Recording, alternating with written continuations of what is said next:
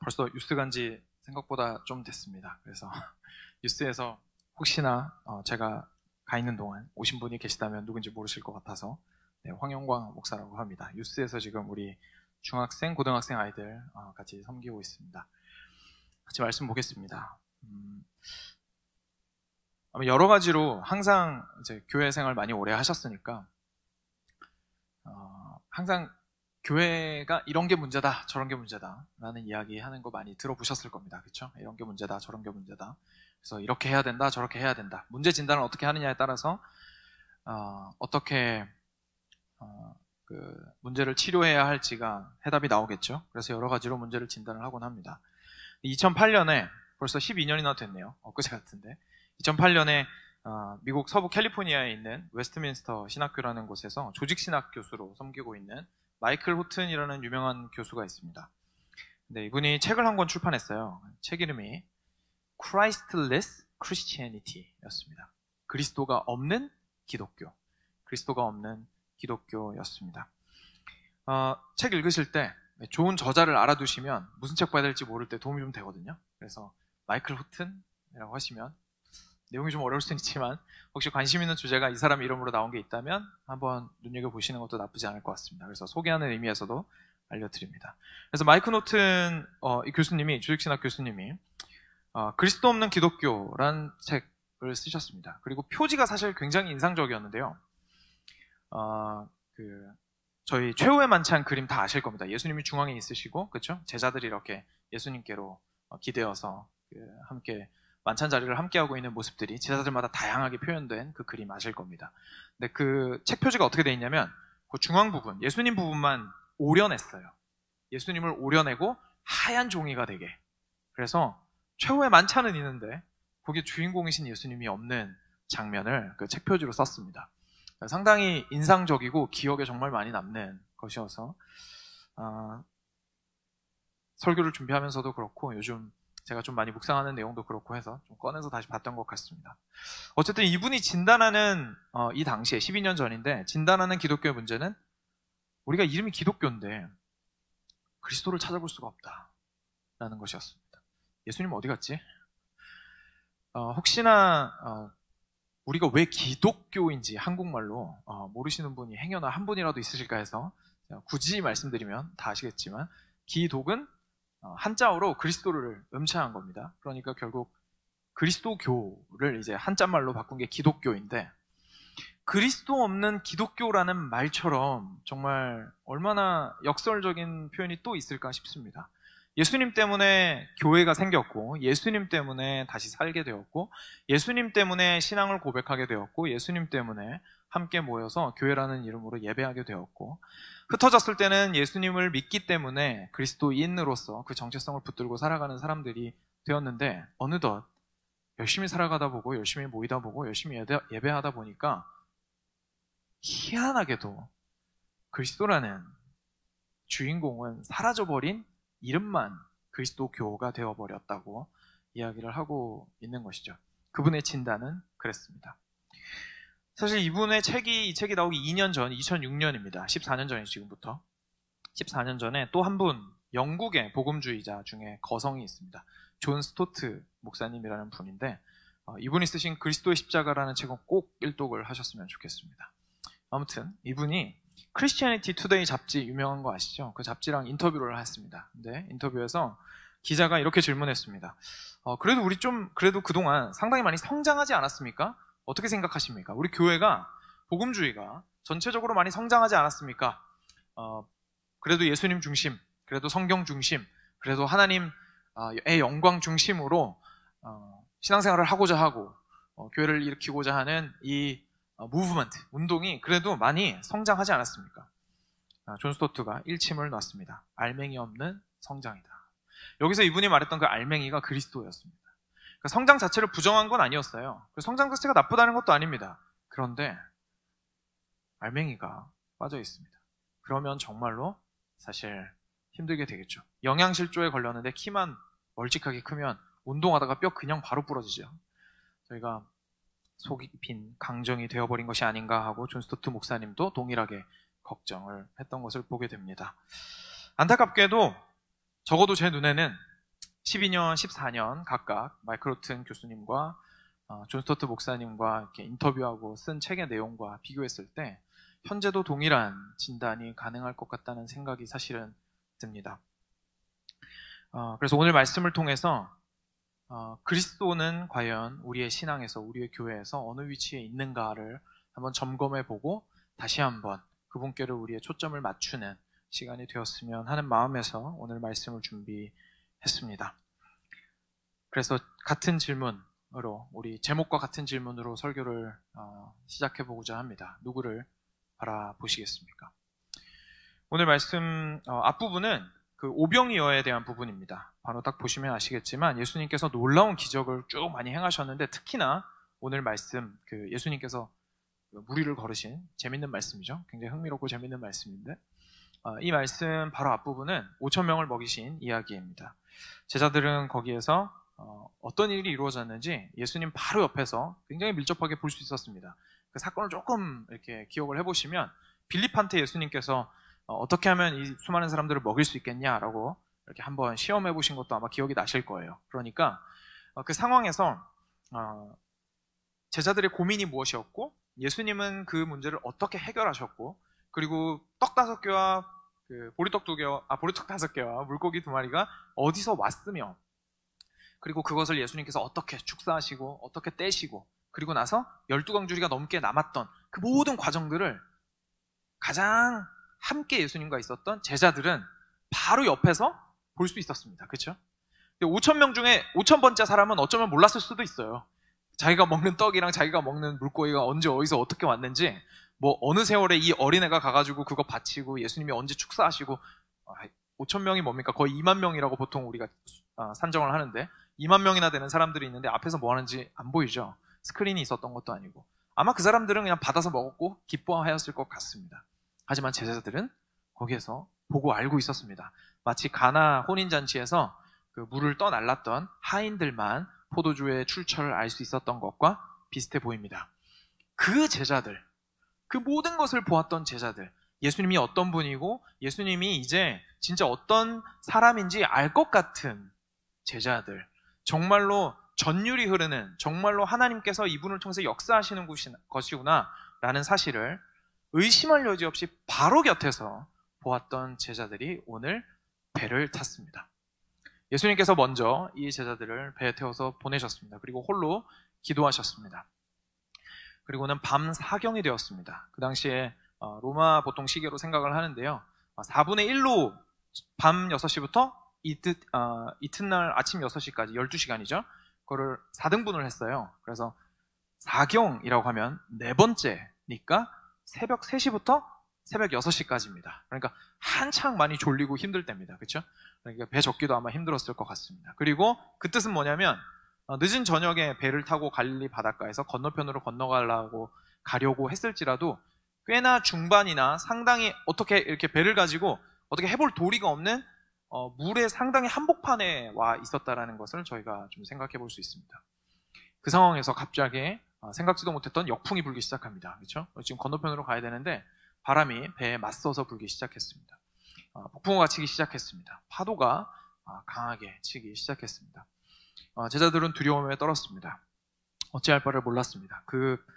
모두가 그런 건 아니었지만 베드로도 그렇고 뭐 안드레도 그렇고 요한도 그렇고 사실 그 물생활에는 이골이 난 사람들이었는데도 두려워 떨면서 어찌할 바를 모를 정도로 상당히 강한 폭풍우를 또 만난 것 같습니다. 근데 그때 예수님께서 놀랍게도 물 위를 걸어오셨습니다. 저희 주일학교 때 보기에 최고의 이야기죠. 너무 재밌고, 와, 어떻게 이런 일이 있을 수 있을까 싶은 그런 일을 예수님께서 행하셨습니다. 하지만 어린아이의 이야기에서 나오는 이야기가 아니라 분명히 우리 말씀에서 증언하고 있는 바입니다. 예수님께서 물 위를 걸어서 오셨습니다. 그리고 그 예수님을 보고 제자들의 반응은 유령이다 였습니다. 유령이다. 근데 이 유령은 그 죽은 사람의 영혼 같은 거를 의미한다고 생각을 하시면 될 것 같아요. 그 구약에서 사무엘의 혼을 불러 올리려고 했던 사울의 그 망측한 이야기를 기억을 하실 텐데, 그런 걸로 좀 이해를 하시면 될 것 같습니다. 그래서 그렇게 본 겁니다. 유령이다! 예수님을 알아보지 못하고. 그런데 예수님께서 즉시 신혼을 밝히십니다. 얘들아, 나다. 나다. 안심해라. 안심해라. 나다. 그렇죠? 안심하라. 나다. 두려워하지 말아라. 라고 예수님께서 굉장히 짧지만 명확하게 얘기를 해주십니다. 그런데 그리고 나서 오늘 좀 이따가 후반부에서 알아볼 내용이지만 복음서가 총 4개로 되어 있잖아요. 근데 마태복음에만 기록되어 있는 재미있는 이야기가 하나 수록되어 있습니다. 바로 베드로의 일화입니다. 베드로가 갑자기 예수님을 보더니 흥분을 했습니다. 베드로가 흥분을 참 잘하잖아요. 베드로가 흥분을 했습니다. 예수님, 만약에 주님이시거든 저보고 오라고 하십시오. 오라고 하십시오. 그랬더니 예수님께서 승낙을 하셨어요. 예수님께서 승낙을 하셨어요. 오라. 그랬더니 베드로가 놀랍게도 점프합니다. 배 바깥으로 뛰어내렸습니다. 그리고 놀랍게도 몇 발짝인지는 안 나와 있지만 물 위를 걸었습니다. 그런데 우리 모두 알고 있다시피 얼마 걷지 못한 것 같아요. 얼마 걷지 못해서 예수님을 보던 눈이 바다를 향하게 되고 두려움에 빠져서 물속으로 서서히 가라앉게 되었습니다. 예수님께서 손을 뻗어서 건지시면서 베드로를 책망하셨습니다. 믿음이 작은 자여 왜 의심하느냐. 믿음이 작은 자여 왜 의심하느냐. 그렇게 하시고 나서 베드로 데리고 예수님이 배에 타셨어요. 그렇죠? 배에 타셨습니다. 그리고 모든 그 주변에 어려웠던 환경이 잠잠해지는, 놀랍게도 잠잠해지는 것을 경험하게 됩니다. 그리고 그때 사실 제가 준비한 말씀이 33절까지입니다. 36절이 아니라 그래서 33절에 이렇게 나옵니다. 배에 있는 사람들이 예수께 절하여 이르되 진실로 하나님의 아들이로소이다 하고 고백하고 이 정말 흥미진진한 근데 무슨 뜻이지? 라고 생각해 볼 수 있는 이야기가 마무리를 짓습니다. 이제 좀 생각을 해보겠습니다. 한번 훑었습니다. 저희 어릴 때 주일학교에서 정말 너무 재밌게 들었던 저의 페이보릿 스토리 중에 하나였던 것 같은데, 제일 좋아하던, 그죠? 그런데 다시 한번 좀 묵상을 하고 하나님께서 무엇을 이 스토리를 통해서 말씀하고자 하신 것일까? 예수님 왜 이렇게 하셨을까? 라는 것들을 생각해 보는 기회가 있었는데 참 은혜가 되었습니다. 쭉 보면서 여러분도 느끼셨겠지만 이 이야기가 사실 믿음이랑 관련이 굉장히 깊은 이야기입니다. 그렇죠? 일단 뭐 어렵지도 않게 예수님께서 베드로를 책망하실 때 믿음이 작은 자여 왜 의심하느냐. 그리고 실제로 그 배에 탔던 제자들이 보였던 그 모습도 사실 정확하게 믿음이 없는 사람의 그 아쉬운 모습들을 많이 보여주고 있잖아요. 그래서 오늘 이야기를 할 때 보면 굉장히 손쉽게 사실은 이해할 수 있습니다. 이거 믿음에 관련된 이야기구나. 믿음에 관련된 이야기구나. 네, 맞습니다. 그런데 저희가 믿음에 관련해서 생각을 할 때에 저희 자신들이 어떻게 믿음에 대해서 생각하는지를 좀 돌이켜 한번 보았으면 좋겠습니다. 저희들 말에서 사실 잘 드러납니다. 그렇죠? 믿음에 대해서 이야기할 때 참 잘 드러나는 것이 우리가 이렇게 말합니다. 누구누구는 믿음이 정말 강해. 믿음이 정말 좋아. 누구누구는 반면에 믿음이 정말 약해. 믿음이 안 좋아.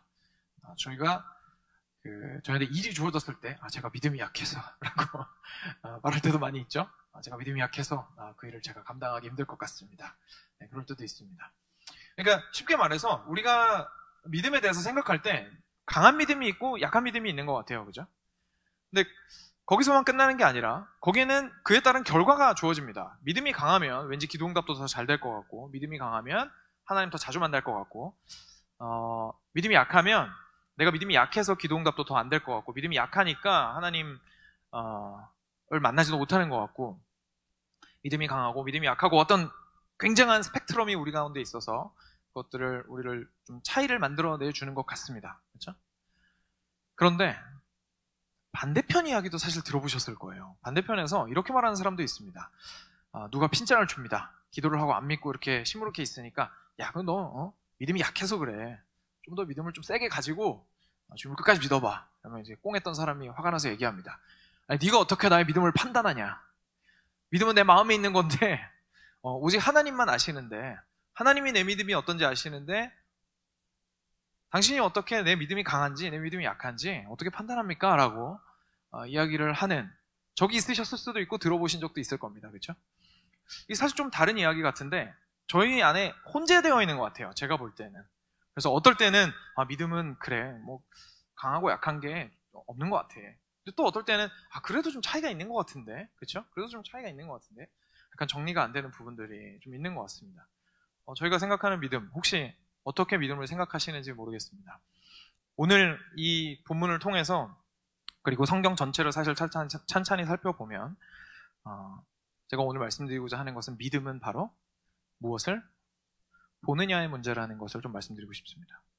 믿음은 제가 뒤에 나오겠지만 사실은 강함이나 약함이나 그런 게 있습니다. 있긴 있는데, 그것보다 더 중요하고 우리가 더 관심을 가져야 되는 것은, 믿음은 무엇을 보느냐에 대한 문제입니다.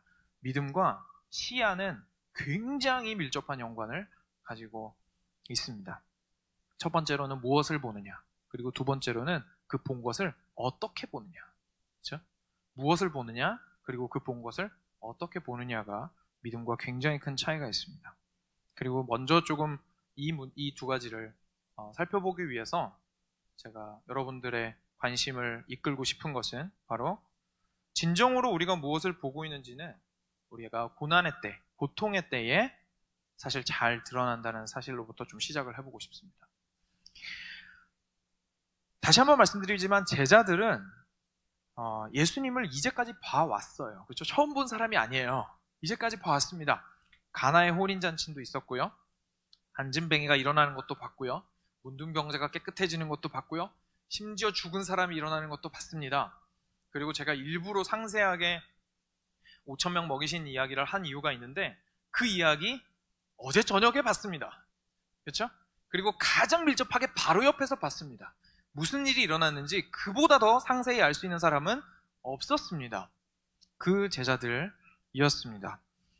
그런데 역풍이 불기 시작했고 고난이 다가오기 시작하자 제자들의 눈은 사실상 눈먼 자의 눈과 마찬가지가 되어버렸습니다. 그 사랑하는 예수님의 실루엣, 물론 인정합니다. 우리에게는 육신의 한계가 있기 때문에 그 비바람 치는 상황 가운데에 예수님의 실루엣만 보고 예수님이라고 생각하기 쉽지 않았을 겁니다. 그렇죠? 그 정도는 우리 인정해 줍시다. 그렇지만 그럼에도 불구하고 정말 안타까운 것은, 예수님께서 그렇게 하실 수 있다는 것, 예수님께서 이렇게 자기들에게 다가올 수 있었다는 것을 생각지도 못했고, 예수님을 향한 믿음도 없었던 것 같습니다. 그래서 올바르게 판단하지 못했습니다. 그리고 이 사람들의 마음을 좀 더 깊숙이 들어가다 보면, 실제로 물리적으로 그때 환경이 너무 보이기가 않아서, 시야 확보가 안 돼서 예수님을 그렇게 보았을 수도 있겠지만, 좀 더 그들의 시야를 가렸던 것이 있으니 바로 앞에 닥친 고난과 어려움이 그들을 패닉하게 만들었기 때문입니다. 정신줄을 놓게 만든 거죠. 더 속된 말로 멘붕했다고 요즘 표현하죠. 멘붕에 빠졌습니다. 완전히 패니킹하게 되어버린 것이죠. 패닉은 어떻게 사람을 바꿔버리는지 잘 아실 겁니다. 평소에 냉정하던 사람도 완전히 이성을 잃게 만드는 굉장히 무서운 경우를 우리는 많이 봅니다. 그렇죠? 자녀를 잃은 엄마, 그 모습은 정말 너무너무 가슴 아프게 다가오죠. 제정신을 차릴 수가 없죠. 그렇죠? 어찌할 수가 없으니까. 패닉은 상황을 냉정하게 바라볼 수 없게 만듭니다. 왜냐하면 우리가 그 상황을 조절할 수가 애초에 없기 때문에 패닉을 하는 것이거든요. 그렇죠? 우리가 상황을 우리 힘으로 조절할 수 있으면 패닉하지 않습니다. 그 빵을 굽기 위해서 안에다가 빵 굽는 오븐 안에다가 빵을 넣었는데 타기 시작했어요. 만약에 정확하게 그 상황에서 어떻게 해야 되는지 알고 계시다면 패닉하지 않고 빨리 조치를 취하시겠죠. 갑자기 그것 때문에 경보기가 울렸는데, 그 경보기가 울릴 때 내가 어떻게 해야 하는지, 이게 오보인지 제대로 된 경보인지 파악이 가능한 능력이 있으셨다면 패닉하지 않으실 겁니다. 근데 어떻게 하는지 모르면 패닉하게 됩니다. 어떡하지? 그렇죠? 그래가지고 그냥 알람 고어프 하게 내버려 두고, 알람 터지게 내버려 두고 소방차 오고 난리가 나는 거죠.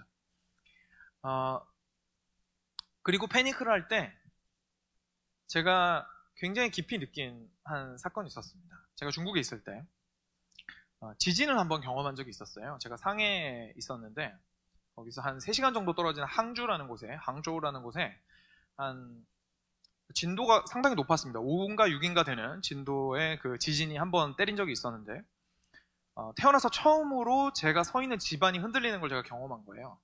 제 기억에 저희가 3층인가 5층인가 살고 있었던 것 같습니다. 하여간 이 1층은 아니었고 약간 높이가 있는 아파트였는데 거기서 흔들려서 저희 벽에 걸렸던 시계가 떨어졌어요. 근데 그 정도면 진도가 상당한 거거든요. 너무 놀라서 저희 가족들이 그 당시에 집에 다 있었는데 너무 놀라서 집 밖으로 다 나왔습니다. 그랬는데 제가 기억하는 것은 제 입에서 아이 쌍시옷 욕까지는 아닌데 이제 감탄사가 나오기를 아이 쌍시옷이 나왔어요. 제가 기억하는 건 저희 어머니한테 굉장히 크게 혼났습니다. 지금 하나님께서 모든 것을 주관하시고 있는데 그 정도 감탄사밖에 나오지 않느냐. 패닉하지 말아라. 두려워하지 말아라. 라고 혼난 기억이 지금까지도 있습니다. 근데 저희가 그게 패닉했을 때의 모습인 거예요. 상상할 수 없었고 예측하지 못했던 갑자기 엄청난 일이 저희가 다가오고 이걸 내가 정확하게 어떻게 해야 하는지 파악이 불가능한 상태가 되면 패닉하게 되면서 신기하게도 그동안 나를 붙들고 있었던 예의범절, 그동안 나를 붙들고 있었던 제정신, 그동안 나를 붙들고 있었던 이성과 내 감정을 조절하는 장치들이 무장해제가 돼버리면서 내 입에서 하지 않았던 말이 튀어나갑니다. 그동안은 하지 않고 잘 참고 있었던 말들이 막 입 밖으로 튀어나와요. 정신을 놓고 다른 사람의 눈을 신경 쓴다고 하지 않았던 행동들이 나타나기 시작합니다. 땅에 주저앉고 눈물을 흘리고 콧물을 흘리고 침을 흘립니다. 너무 두려워서 어쩔 줄을 몰라서 발작을 일으킵니다. 하는 패니킹을 하게 되면 우리가 그렇게 두려운 상황을 만나게 되면 어쩔 줄 모르는 상황을 만나게 됩니다. 그래서 세상은 우리에게 강해지라고 말합니다. 강해지면 예측을 잘하면 보험을 잘 들어놓으면 패닉하지 않을 수 있어요 라고 말합니다. 맞습니다. 그렇죠? 그런데 인류가 아무리 발전해도 패니킹 할 수밖에 없는 것이 있습니다. 바로 죽음입니다.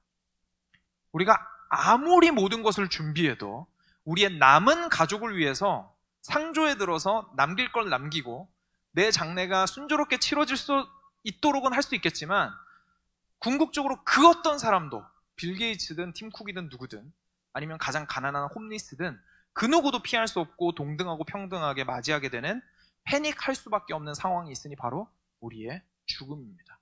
해결이 불가능합니다. 어떻게 하시겠습니까? 해결이 불가능한 그 문제. 바로 그 문제를 지금 우리 제자들이 맞닥뜨린 겁니다. 그리고 오늘 강조드리고 싶은 것은 그것이 그들의 눈을 흐리게 만들었습니다. 그래서 예수님을 예수님으로 보지 못하게 만들고 예수님을 유령으로 보게 만들었습니다. 우리는 아무리 강해도 방금 말씀드렸던 것처럼 온갖 우리의 제어를 넘어가는 일들을 만나게 됩니다. 죽음을 포함해서 말이죠. 혹시 사랑하는 여러분, 여러분들의 눈은 지금 현재 어디에 있습니까?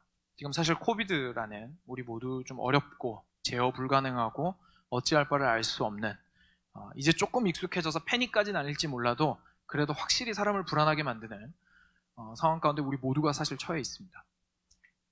이 상황 속에서 여러분의 눈은 누구를 향하고 있습니까?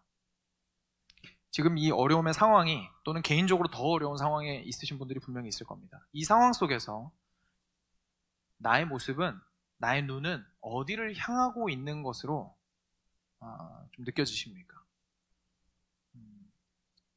예수님을 보고 있는데 유령으로 혹시 보고 있지는 않으신지, 주인공을 보고 있는데 사실은 주인공이 아니라 다른 곳에 더 눈이 가 있지는 않은지, 오히려 이 상황을 통해서 우리는 우리 눈이 원래 어디에 있었는지를 좀 알게 됩니다. 이제서야 깨닫게 되죠. 내가 볼만해서 예수님한테 초점을 맞췄구나. 볼만한 상황이어서, 볼만한 마음의 여유가 있어서 내가 예수님한테 초점을 맞췄나 보다. 여유 다 빼앗기고 나니까 내 눈이 거기에 초점이 가 있을 수가 없구나 라는 것을 우리가 경험하게 됩니다. 얼마나 어려운지, 얼마나 우리의 연약함을 드러내는 문제인지 모르겠습니다. 이것이 바로 우리의 신앙입니다. 이것이 바로 우리의 믿음입니다. 믿음은 다시 한번 말씀드리지만 무엇을 보느냐와 관련이 있습니다. 우리가 우리의 믿음을 점검하고 우리의 신앙을 점검하고 우리의 연약함을 탓하고 우리의 강함을 자랑하고 우리가 사실은 가장 이렇게 할 때에 사실은 우리가 진짜 중요하게 생각해야 되는 것이 있습니다. 무엇이냐면 바로 우리가 예수님을 보고 있는가 하는 것입니다. 우리는 예수님을 보고 있는가. 제자들처럼 우리도 예수님의 온갖 행적을 다 알고 계실 겁니다. 그렇죠? 성경 말씀 이제 많이 읽었습니다. 많이 봤습니다. 통독도 했습니다. 암송도 합니다. 어릴 때부터 주일학교에서 이 이야기들 다 알고 있습니다. 제자들과 같이 온갖 행적을 다 알고 있습니다. 그런데 놀랍게도 우리의 눈은 예수님을 향하고 있지 않을 수 있습니다.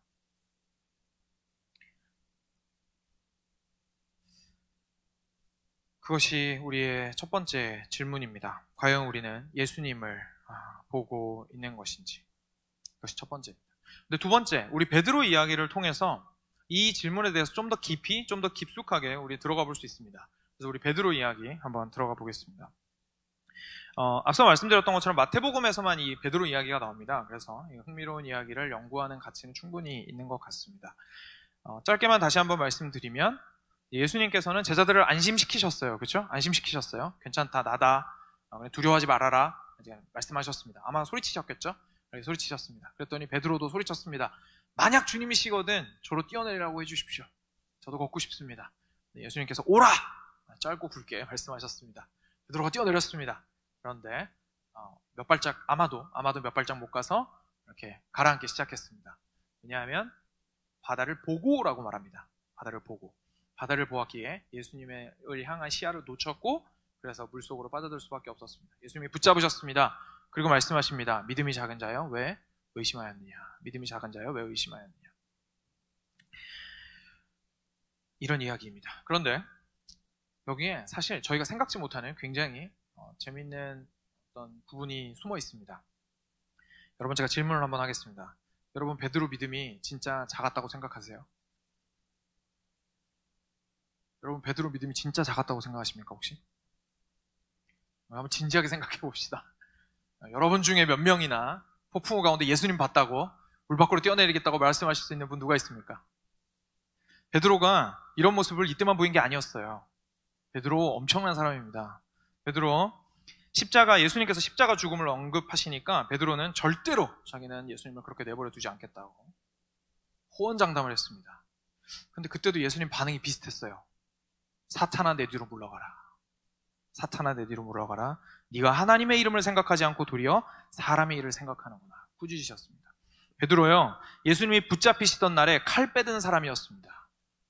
제사장의 하인이었던 말고의 귀를 잘라버렸어요.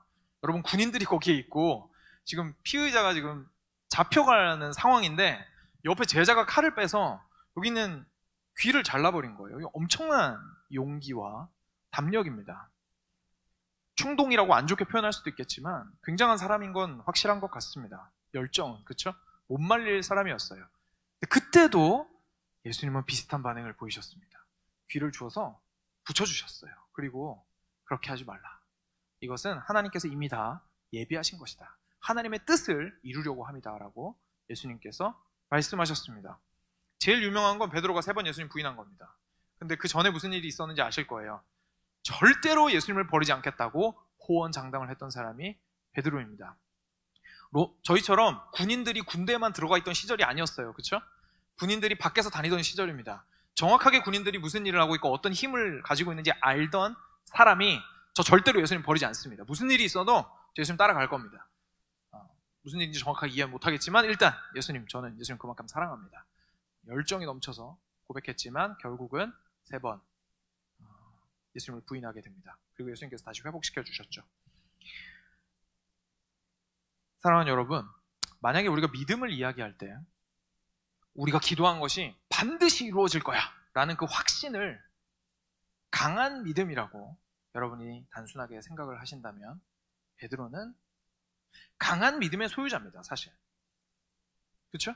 아직 이루어지지 않은 일, 아직 앞일을 알지 못하는 상황에서 굉장한 열정과 열심과 확신을 가지고 실제로 그 일을 행하려고 하는 사람이었고 호언장담을 하는 사람이었습니다. 저 절대로 주님 버리지 않습니다. 그리고 실제로 칼을 빼어들어서 사람의 귀까지 잘랐던 사람이었습니다. 오늘 이야기에서는 폭풍우가 몰아치는 배 바깥으로 예수님 사랑한다고 뛰어들게 해달라고 말했던 사람이었습니다. 여러분 중에 누가, 저를 포함해서 우리 중에 누가 예수님 잡혀가는 날 칼 빼서 옆 사람 귀를 자를 수 있겠습니까? 우리 중 누가 물 바깥으로 예수님 걸어오신다고 뛰어나가겠습니까? 그렇죠? 근데 그런 베드로에게 예수님께서 믿음이 작은 자요, 어찌하여 의심하느냐 라고 말씀하셨다라는 사실은 우리가 조금 다른 눈으로 오늘 베드로의 이야기를 봐야 한다는 생각을 하게 만듭니다. 무슨 말이냐면 이런 뜻입니다. 사실 예수님께서 처음에 안심하라, 나니 두려워하지 말아라 라고 말씀하셨을 때 사실 베드로는 그냥 기다리면 됐습니다. 배 안에 그냥 가만히 있었으면 된 거예요. 예수님이 타실 때까지. 그리고 실제로 예수님이 타신 다음에 무슨 일이 일어나는지 우리는 알고 있어요. 그렇죠? 32절인가요? 거기에 예수님께서 배에 타시자마자 모든 게 잠잠해졌습니다. 베드로는 그때 굳이 나갈 이유가 없습니다. 사실 굳이 나갈 이유가 없어요. 왜 나갔을까요? 모든 문제를 해결하신 분이 오시고 계신데 배에 타시면 모든 문제가 해결되는데 왜 뛰어나가려고 했을까요? 베드로의 혈기가 거기서 자신을 붙들어주지 못했던 것 같습니다. 이 부분을 잘 들으셨으면 좋겠습니다. 베드로의 마음에는 예수님이 하신 일을 자기도 하려고 한 겁니다. 예수님이 물 위를 걸으셨기 때문에 자기도 물 위를 걸으려고 한 겁니다. 그게 베드로의 문제였습니다. 베드로는 걸어오시는 예수님을 본 것이 아닙니다. 걸어오시는 예수님 안에서 안식한 것이 아닙니다. 예수님을 만나서 사랑의 교제를 나누기를 바랬던 것이 아닙니다. 예수님이 하시는 것을 자기도 하려고 했던 것입니다. 그리고는 물 밖으로 뛰어나갔습니다. 예수님께서 놀랍게도 허락을 하셨어요. 제 생각에는 그래서 예수님께서 교훈을 주시려고 아마 허락을 하신 것 같아요. 그래서 뛰어나오게 하시고 베드로가 가라앉죠, 당연히. 왜냐하면 눈을 예수님께 고정시킬 수 없으니까요. 인류 최초이자 마지막으로 물 위에 그래도 몇 발짝 걸어본 사람이 되었으나 예수님께는 꾸짖음을 들었습니다. 왜 의심하였느냐? 믿음이 작은 자여라는 꾸짖음을 들었습니다. 그렇다면 여기서 예수님께서 하신 말씀은 사실상 무슨 의미일까요? 너가 충분히 굳게 강하게 믿었다면 물 위를 걸어서 나한테 올 수 있었을 거야 라는 게 아니라 너 왜 딴 데 봤니? 라고 말씀하시는 겁니다. 나를 봐야 되는데 어찌하여 시야를 돌려 다른 곳을 보았느냐? 그것에 대해서 왜 의심하였느냐라고 말씀하신 겁니다. 왜 굳게 더 강하게 더 열심히 믿지 못하였느냐? 확실하게 이루어진 것으로 믿고 왜 걷지 못하였느냐라고 말씀하셨다기보다는 어찌하여 나를 향한 그 시야를 거두어 다른 곳을 보았느냐. 언제부터요? 처음부터요. 제자들은 처음부터 유령으로 예수님을 파악했습니다. 예수님이 스스로를 알려주시자 베드로는 오시는 예수님을 구세주로 여기고, 구주로 여기고, 구원하실 자로 여기고 기다리고 주님이 주시는 안식에 거하면 되었는데 예수님이 하고자 하시는 일을 그도 하려고 했습니다. 예수님이 누구인지 아직 파악이 안 된 겁니다. 우리의 자리와 예수님이 누구인지가 아직 베드로도 파악이 안 된 겁니다. 예수님이 놀라운 일을 행하시면 제자들은 놀랍게 쫓아다녔습니다. 왜냐하면 그 일을 자기도 할 수 있기 원했기 때문입니다. 예수님이 원하셨던 것은 예수님이 모든 것을 이루시고 우리가 그것을 보고 받기를 원하셨습니다. 그게 믿음입니다. 그래서 우리 기독교가 그렇게 믿음을 강조하는 겁니다. 믿음은 그리스도가 되려고 하지 않습니다. 믿음은 그리스도가 이미 행하신 일을 우리도 똑같이 하려고 하지 않습니다. 십자가는 한 번이면 족합니다. 예수님이 말씀하신 매일의 십자가는 우리의 삶 속에서 짊어져야 하는 비유적 십자가이지 실제로 예수님이 지셨던 영단번의 우리 죄를 해결하시는 그 십자가는 예수님만 지실 수 있는 것이고 포인트는 바로 예수님만 지실 수 있는 그 십자가를 우리가 바라보는 것입니다. 그리고 우리의 삶 가운데서 우리의 십자가를 자기를 부인하고 살아가라고 명하신 것이죠. 우리의 믿음은 예수님께서 행하신 일을 보라고 요청합니다. 예수님께서 행하신 일을 그대로 쫓아라고 말하지 않습니다. 사랑하는 여러분, 무엇을 갈망하시고 무엇을 열망하십니까? 기독교는 어떻게의 종교가 아닙니다. 기독교는 어떻게 할래? 라고 물어보는 종교가 아닙니다. 기독교는 누구를 보고 있습니까? 라고 물어보는 종교입니다. 저희의 신앙은 너 그리스도인이니까 어떻게 할래? 라고 물어보는 종교가 아닙니다. 저희는 누구를 볼래? 라고 물어보는 종교입니다. 무엇을 볼래도 아닙니다. 누구가 중요합니다. 하나님이 사람이 되셨습니다. 하나님이 우리와 동일한 인격으로 이 땅 가운데 오셨습니다. 베드로가 오늘 했던 고백 중에 가장 인간다운 고백은 물로 빠져들어갈 때 예수님께 나를 구원하소서라고 부르짖은 겁니다. 그게 우리가 예수님을 바라보는 참된 믿음의 눈입니다. 왜냐하면 우리는 우리의 구원자가 될 수 없고 예수님이 우리를 구원하시기 위해서 오셨기 때문입니다. 믿음은 그러한 주님을 바라보는 것입니다. 예수님이 행하신 일을 동일하게 하고자 하는 것이 아니라 예수님이 이루신 일을 우리가 받는 것, 예수님이 하신 말씀을 똑같이 해서 예수님의 인기를 나도 얻는 것이 아니라 예수님의 말씀이 내 삶 가운데 이루어지기 위해서 예수님을 바라보는 것, 그것이 참 믿음입니다. 그러면 아마 질문하시는 분이 있을 겁니다. 우리 가만히 있어야 되나요? 예수님을 보기만 하면 되는 건가요? 제가 그와 연결해서 한 가지 말씀을 드리겠습니다. 예스이기도 하고 노이기도 합니다. 왜냐하면 베드로의 이야기를 볼까요? 베드로 계속 책망받았습니다. 근데 사도행전 2장에서의 베드로 기억하십니까? 베드로는 예수님께서 하늘로 올라가시기 전에 너희가 내가 한 일보다 더 큰 일을 할 것이다 라는 예언을 하신 적이 있습니다. 예수님이 계셨을 때보다 베드로가 사도행전 2장에서 성령을 받은 이후에 선포했던 말씀으로 주님께로 돌아온 사람의 수가 훨씬 많았습니다. 베드로는 하나님의 일을 했습니다. 어떻게 해요? 예수님께 집중함으로, 예수님을 봄으로. 성령님께서 행하신 일은 그때 사도행전 2장에서 한 일은 베드로로 하여금 자기 자신에게 집중하도록 한 것이 아니라 예수님께 그의 눈을 정확하게 초점을 맞추게 한 것입니다. 한번 예전과 비교해 볼까요? 사도행전 2장에서 주님의 부활을 선포하는 그 멋있는 베드로에게서 오보하는 모습 느껴지십니까? 혈기 느껴지시나요?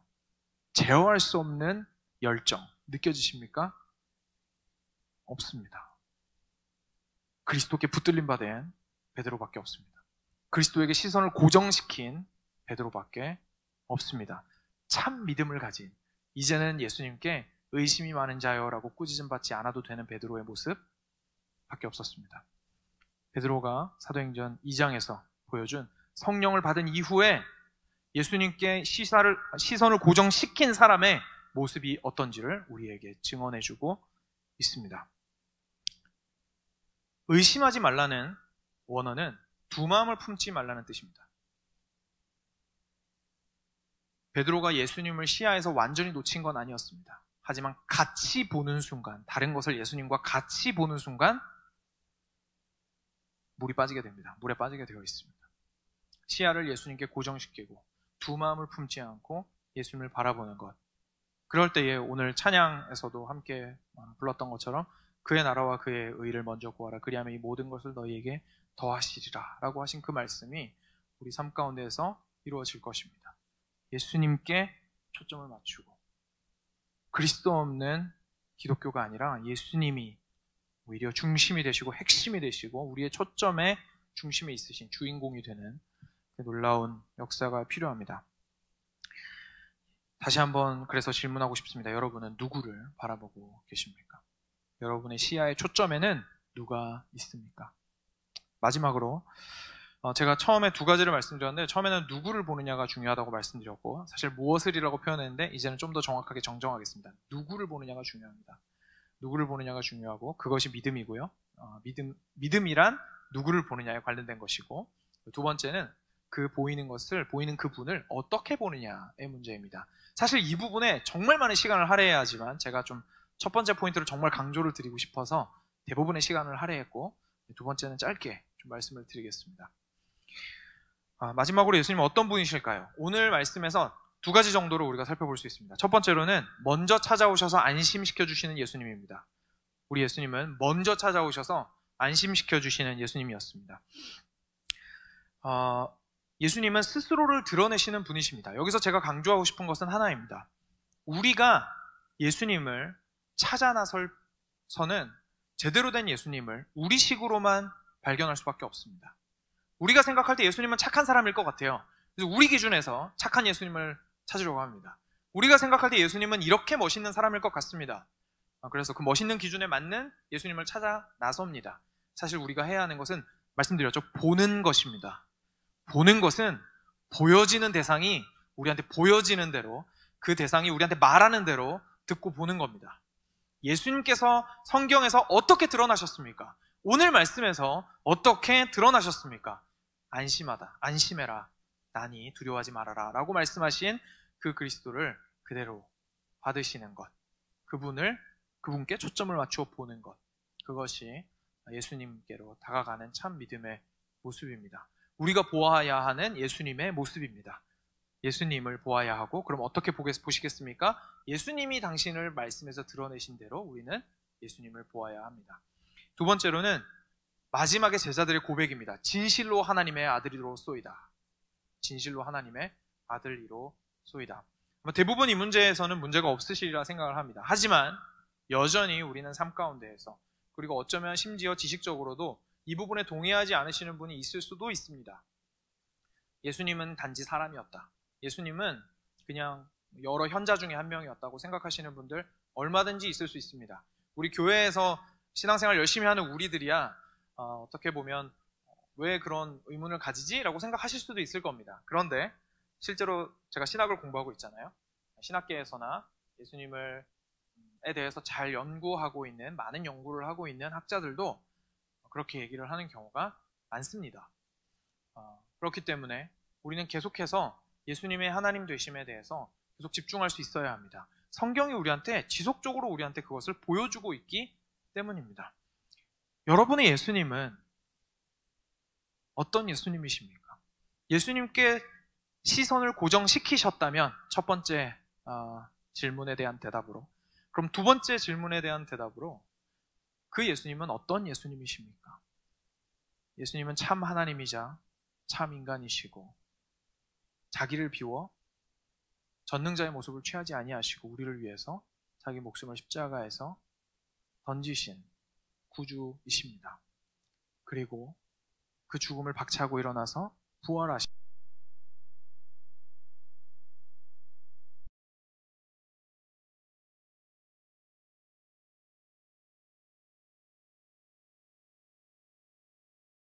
하나님 우편에 앉아 우리를 다스리시고 우리를 위해서 기도하고 계시겠다고 약속하신 예수님이십니다. 여러분의 시선은 어떤 예수님께 고정되어 있습니까? 말씀을 마치겠습니다. 다시 처음으로 돌아가고자 합니다. 우리의 신앙은, 우리의 믿음은 만약 예수님을 바라보고 있지 않다면, 예수님을 살아계신 하나님의 아들로 보고 있지 않다면 그리스도 없는 신앙에 불과하고, 그리고 그것은 생각보다 훨씬 더 치명적입니다. 우리의 생명을 갉아먹습니다. 사실 며칠 동안 제 눈물에는 눈물이 많이 고여 있었습니다. 그리스도인들이 너무 많은 이유로 분열되어 있는 것을 보았기 때문입니다. 저는 다양한 의견이 교회 안에 존재할 수 있다고 생각합니다. 저는 다양한 의견이 진짜로, 진심으로 교회 안에 존재할 수 있다고 생각합니다. 의견이 다르고 생각이 다를 수 있습니다. 그런데 하나는 목숨 걸고 우리는 지켜야 한다고 생각합니다. 예수님이 빠진 교회는 교회가 아닙니다. 예수님이 중심 그림에서 빠진 것은 자신의 의견에 불과합니다. 그 이념이 무엇이든, 그 개인적 경험이 무엇이든 여러분의 삶에서 절대화되고 있는 그 생각이 있다면, 근데 그게 예수님께 시야를 고정하고 있는 것이 아니라면 그것은 그리스도인으로서 바른 생각이라고 말할 수 없습니다.